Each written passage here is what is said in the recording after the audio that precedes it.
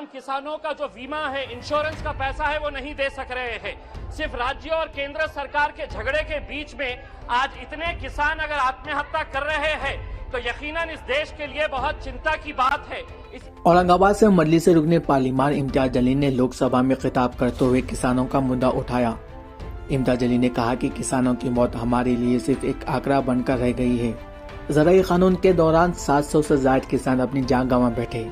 इम्तियाज जलील ने कहा कि रियासती और मरकजी हुकूमत किसानों के बीमे पर झगड़ा कर रही है और इन दोनों के बीच में अगर किसानों की मौत होती है तो ये देश के लिए बहुत शर्म की बात होगी। इम्तियाज जलील ने क्या कहा, आइए सुनते हैं। अध्यक्ष महोदय, ये बहुत ही गंभीर बात है कि आज किसानों की हत्या, किसानों की मौत मतलब हमारे लिए सिर्फ एक आंकड़ा बनकर रह गई है।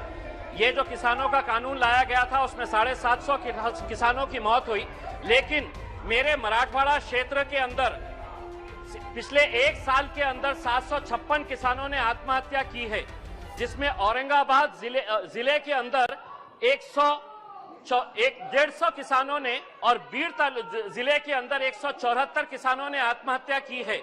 इसीलिए जब आज ये आंदोलन कर रहे हैं एमएसपी के बारे में, हम इसका समर्थन करते हैं।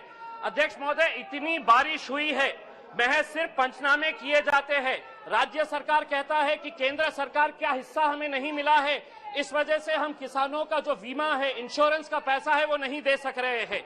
सिर्फ राज्य और केंद्र सरकार के झगड़े के बीच में आज इतने किसान अगर आत्महत्या कर रहे हैं तो यकीनन इस देश के लिए बहुत चिंता की बात है। इसीलिए हम केंद्र सरकार से अनुरोध करेंगे, जो अतिवृष्टि, जो बारिश की वजह से किसानों का नुकसान हुआ है, उसके लिए केंद्र सरकार की तरफ से एक विशेष पैकेज वहां के किसानों को दिया जाए।